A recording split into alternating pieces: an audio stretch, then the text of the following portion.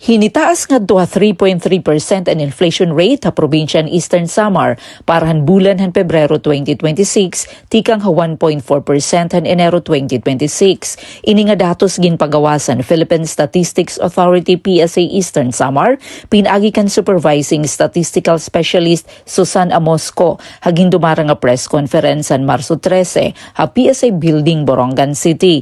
An inflation rate aman suklanan han kapaspasan paggiisan presyo han mga produkto ngan serbisyo nga agsibgin papalit. An inflation rate han Pebrero 2026 in 0.1 percentage point nga mas sabubo kumparan regional inflation rate nga 3.4% ngan mas taas in 0.9 percentage points kumparan inflation rate han bugos nga Pilipinas nga 2.4%.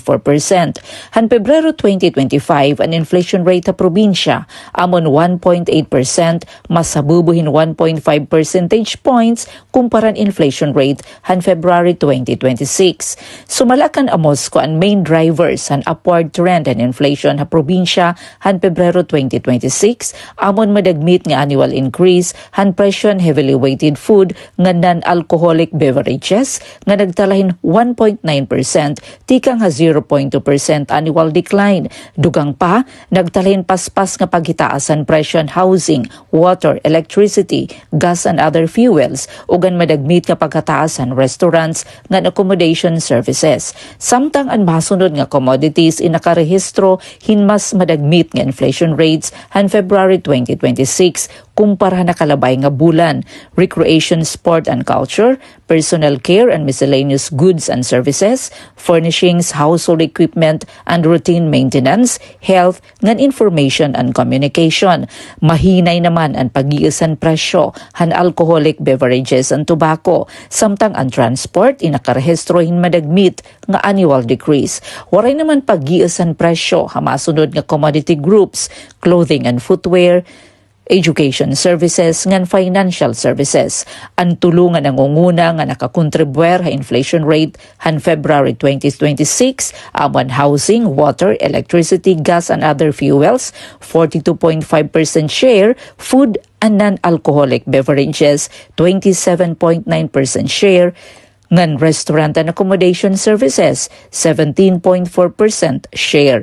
Dugang pa ni Amosco nga mas nagluya pa ang purchasing power of peso ha Eastern Samar. An 1 peso han 2018 equivalente na lahin 75 centavos han February 2026. Ha Eastern Visayas, Samar ang may pinakataas nga inflation 6.6%, samtang ang Southern Leyte ang pinakahabubo 1.5%. Sumalakan OPAS Technical Division Chief Chodoro Apura, nakaapektuan off-season ha presyohan bugas o tanon ngan isda, samtang limitadon supplyhan baboy tungod han ASF. Ginalauman nga mabubuligan inihan mga programa pan-agrikultura han probinsya, sugad han DARCEF ngan Rice Derby ha Dolores, samtang sumalakan Ligaya Katuday, Consumer Welfare Division Chief han DTI, stable and supply ngan presyo han basic goods, ngan padayon and monitoring han suggested retail price. Para Habagong Pilipinas, Penelope Pumida, Radyo Pilipinas, Radyo Publiko, Borongan.